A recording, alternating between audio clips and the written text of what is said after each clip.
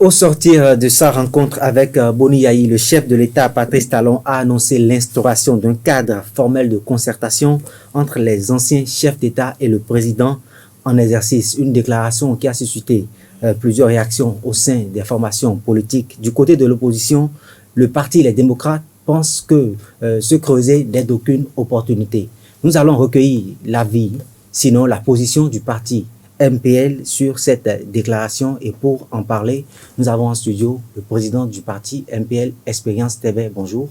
Bonjour, cher ami. Merci d'avoir accepté l'invitation sur BNews. C'est moi. Vous avez suivi la série de rencontres que le chef de l'État a eues avec les anciens présidents, ses prédécesseurs, j'allais dire, et les anciens présidents de l'Assemblée nationale. Quels sont selon vous les fondements d'une telle rencontre alors que nous nous retrouvons, je vais le dire ainsi, à quelques mois seulement des législatives de janvier 2023? Merci. Les fondements d'une telle rencontre, vous me demandez, on n'en sait pas. Nous, au Mouvement populaire de libération, nous n'en savons pas plus que vous, plus que les Béninois, sur ce qui a motivé cette série de rencontres. Mais nous allons vous surprendre, pour nous, c'est pratiquement un non-événement. Un non-événement parce que nous ne savons pas ce que le Béninois lambda en tire, que Boni Yayi et Patrice Talon se retrouvent pour parler et qu'on nous montre ces images, les rigolades.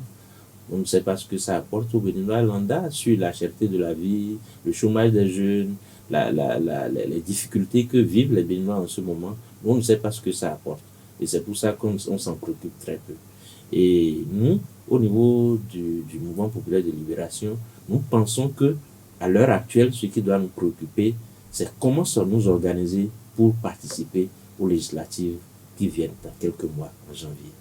Mais se fier à des images pour distraire l'opinion, distraire le peuple, nous pensons que c'est une erreur que beaucoup commettent en regardant de près ce qui se passe. Donc, on les a vus nous montrer des images de rigolade. Bon, est-ce que c'est ça qui va faire libérer les détenus politiques qui sont en prison? Est-ce que c'est ça qui va changer le quotidien béninois? Non. Est-ce que c'est ça qui va nous garantir notre participation aux élections? Est-ce que ça veut dire cela voudrait dire que le chef de l'État prendra des engagements avec ses prédécesseurs pour ne pas exclure des gens encore à nouveau à des élections? Non. Moi, ce sont quand même des sujets d'intérêt national qui ont été abordés au cours de ces échanges. Il y a eu la cherté de la vie, le dégel de la crise, du climat socio-politique, surtout que nous sommes à la veille des législatives. Est-ce que ce ne sont pas autant de faits qui s'inscrivent dans la dynamique de l'apaisement que vous souhaitez? Oui, c'est vrai, nous souhaitons, mais il faut que les politiciens fassent désormais preuve d'altruisme, ne pas être égocentriques. C'est les politiciens qui parlent de ça. Les Béninois sont tranquilles et aspirent à un mieux-être, vivre mieux chez eux. Les travailleurs veulent qu'on améliore leurs conditions de vie. Donc, il ne faut pas qu'on s'arc-boute sur des détails qui n'intéressent pas la masse. Que le président Boni Yayi et les présidents Yayi et Talon nous montrent des images d'une rigolade, cela ne veut pas dire que... Qui vous a dit qu'ils ne se parlent pas au téléphone tous les jours? Bon. Ce que l'instauration d'un cadre de concertation, c'est tant mieux, mais ce n'est pas de ça qu'on a besoin pour aider nos populations à régler les problèmes auxquels ils sont confrontés en ce moment. Vous avez suivi le chef de l'État au sortir de sa rencontre, notamment avec son prédécesseur Boni Yayi. Il a souhaité que ces rencontres, ces échanges se fassent désormais dans un cadre beaucoup plus formel. Il a également dit que ce sera l'occasion pour lui ou pour son successeur, quand il sera plus en fonction, de recueillir les conseils de ceux qui ont pris par là avant lui. Est-ce que ce ne sont pas des choses qui vont améliorer la gouvernance au sommet de l'État? Oh non, pas du tout. Et nous, au MPL, nous l'avions dit par le passé, c'est la preuve que vous venez de voir là, que ces deux hommes sont des amis et resteront des amis, et qu'au-delà de ce que on apprend de ce qui se chante, ils trouveront la manière, les moyens de se parler et de préserver leurs intérêts pendant que l'un est aux affaires et l'autre à la touche. Et après, ainsi de suite. Nous estimons certainement que parce que le président Talon a amorcé son deuxième et dernier mandat, il pense à l'après. Bon, on essaye de renouer les liens pour que les bonnes relations d'amitié continuent sur le dos du peuple. Ça, il faut qu'on sente. Moi, ce que nous souhaitons, c'est que les hommes politiques se méfient de cette distraction. Surtout en ce moment. Ce qui doit nous préoccuper est loin de ces images qu'on nous présente. Expérience Tébé, nous sommes à quelques mois des législatives de janvier 2023. Pensez-vous, comme un certain courant de pensée assez répandu dans le pays, qui trouve que ces rencontres sont une malice de Patrice Talon pour détourner l'attention des Béninois sur le concret? C'est le moins qu'on puisse dire. Sinon, en ce moment, avec tout ce que nous avons connu comme élection et catastrophique par le passé, ce n'est pas de ces rencontres qu'on a besoin. Je pense plutôt que le chef de l'État aurait mieux fait à rencontrer les partis politiques qui, en ce moment, ont des problèmes réels, des inquiétudes face à l'organisation des élections. Les partis politiques qui ont exprimé une série de préoccupations aux médiateurs de la République il y a quelques semaines et qui sont restés sans suite jusque-là. Je pense qu'il aurait gagné à donner suite à ces préoccupations, à rassurer tous les partis politiques de leur participation effective, même si au regard de la loi, ce n'est pas lui qui décide que quelqu'un participe aux élections ou non, mais qu'il nous garantisse que cette fois-ci, en toute impartialité, le jeu sera ouvert à tous les courants politiques et qu'aucune malice de leur part ne viendra encore expliquer que ce soit. Ça plutôt nous aurait intéressé. Concrètement, est-ce qu'au sein du MPL, les responsables craignent que le parti ne puisse pas participer au scrutin? Non, ça nous l'avons dit.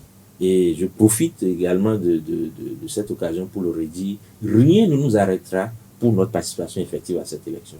Et je dis bien, rien ne nous arrêtera. Le MPL ira à cette élection. Quoique les discussions sont en cours en ce moment au niveau de l'opposition pour voir quelle est la meilleure stratégie à adopter. Et faut-il aller avec plusieurs partis pour s'en sortir? Avec combien de partis il faut y aller et comment? Les discussions en cours. Mais je peux vous garantir que nous serons à cette élection et rien ne nous empêchera. Il y a quand même cette barrière des 10% imposée par le nouveau code électoral. Est-ce que le parti est certain de lever les 10% pour se retrouver au sein de la 9e législature? Je profite pour donner un petit éclairage à ce sujet. Aujourd'hui, nous n'avons pas peur des 10% parce que l'objectif fixé, c'est de pouvoir aller au palais des gouverneurs à Porto-Novo en janvier. Alors, dans ce cas, les conditions qui vont favoriser le succès d'une telle opération doivent être réunies. Si je ne vais pas dévoiler de stratégie en vous disant que au niveau de l'opposition, lorsque nous arrêterons qu'il faut, par exemple, 2 listes pour y aller, les autres partis vont soutenir ceux qui doivent partir. Donc, du coup, nous n'avons pas peur aujourd'hui des barrières de 10% et autres. Vous avez quand même vu le PRD faire montrer ses limites. Le PRD, qui est vieux de plusieurs années, n'a pas pu lever les 10% aux dernières élections. Est-ce que quelles sont les dispositions que vous prenez déjà pour contourner cette barrière? La posture du PRD peut-être l'a aidé à ne pas retrouver les 10%. Et c'est pour ça que nous tirons leçon de tout ça et nous estimons que il faut suivre ce que le peuple demande. En ce moment, le peuple n'est pas d'accord avec la gouvernance actuelle. Et il faut des hommes qui ne sont pas d'accord avec pour s'exprimer. Et le peuple accompagnera ceux-là. Donc, nous ne créons pas 10% ou quoi. Ça n'est pas la vraie barrière. Il y a d'autres subterfuges au niveau des instances chargées de gérer cette élection qu'on peut craindre. Mais toujours est-il que l'expérience que notre parti a eu avec ces institutions, le parcours que nous avons eu et également les expériences des uns et des autres mises ensemble aujourd'hui nous permettra de prévenir ces situations-là. Expérience Tébé, les Béninois ont observé, ont noté un regain d'activité au sein du MPL. On vous a vu récemment dans plusieurs localités du pays. Vous êtes allé échanger avec les dames des marchés, notamment sur la question de la cherté de la vie. Est-ce une manière pour le parti de se rapprocher davantage des populations? Oui, peut-être aussi. Mais surtout, ce qui nous a préoccupés, qui fonde cette activité au niveau du parti, recommandée par les instances dirigeantes du parti, c'est d'aller toucher du doigt la réalité de la cherté de la vie que tout le monde vit à l'intérieur du pays, avec les concernés dans les lieux surtout d'échanges commerciaux. Et ça nous a permis de découvrir beaucoup de choses, et de dénoncer beaucoup de choses et de faire surtout des recommandations aux gouvernants. Et nous avons constaté que quand même quelques-unes des recommandations sont en train d'être prises en compte. Et ce que nous souhaitons aujourd'hui, c'est que le gouvernement du président Talon puisse réellement écouter son peuple et prendre à cœur le cri des populations, parce que les populations souffrent réellement. Nous sommes dans un tournant décisif. Dans quelques mois, l'Assemblée nationale fera peau neuve. Quelles sont les espérances que vous nourrissez au sein du MPL, surtout vis-à-vis du pouvoir du président Patrice Talon? Oui, ce que nous souhaitons vivement, et nous espérons que à partir de janvier 2023, nous allons renouer, le Bénin va renouer avec les habitudes démocratiques, les bonnes habitudes démocratiques. Que le Parlement soit une représentation fidèle de la classe politique, que les Béninois se retrouvent finalement avec des représentants bien élus, des représentants bien choisis dans leur localité, et que de vrais débats démarrent dans le pays. Parce que jusque-là, comme tout le monde le sait, nous sommes dans une situation inédite, jamais vue dans le monde, où la liberté d'expression, les contradictions sont réprimées, sont repoussées, et on assiste à une voie unique. On ne peut pas continuer comme ça et espérer aller sur un chemin de développement réel. On ne peut pas espérer que toutes les couches socio-professionnelles, toute la société soit prise en compte dans la gouvernance si on empêche une bonne partie de participer au débat, surtout au niveau du Parlement, qui se trouve être le lieu où toutes les courants de pensée doivent se retrouver, oui, et converger, discuter pour faire les meilleurs choix au peuple. Voilà. Donc, nous espérons que vivement, et je peux vous dire que nous y arriverons, qu'à partir de janvier, l'opposition va faire, le régime actuel fera face à une vraie opposition au Parlement, et que les choses ne se continuent plus de se passer comme nous le vivons en ce moment. Expérience Tébé, merci d'avoir participé à ce plateau. Je rappelle que vous êtes le président du parti MPL. Avec vous, nous avons discuté de l'annonce faite par le chef de l'État sur la création d'un cadre formel de concertation entre les anciens présidents et le président en exercice. Et nous avons également débouché sur les législatives et le contexte dans lequel la série de rencontres est intervenue. Mesdames et messieurs, merci de nous avoir suivis. À la prochaine pour un autre numéro de Carré Politique. Merci.